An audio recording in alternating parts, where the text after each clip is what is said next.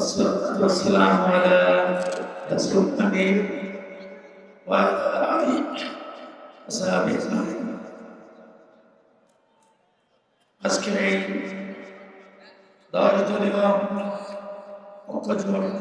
আয়োজিত ঐতিহাসিক যশোরের ঈদগাহ ময়দানে বিশ্বনন্দিত রাজনীতিবিদ, আগামী নতুন বাংলাদেশ গঠনের রূপকার বীর সেনাপতি মোহতারাম আমিরে জামাত আপনাদের আজকের এই বিশাল সমাবেশের সম্মানিত সভাপতি অথবা গোলাম রসুল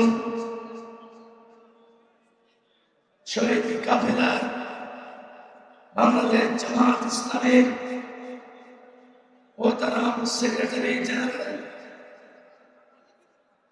অধ্যাপক মিয়া গোলাম পরোয়ার, জাতীয় নেতৃবৃন্দ, প্রিয় যশোরবাসী,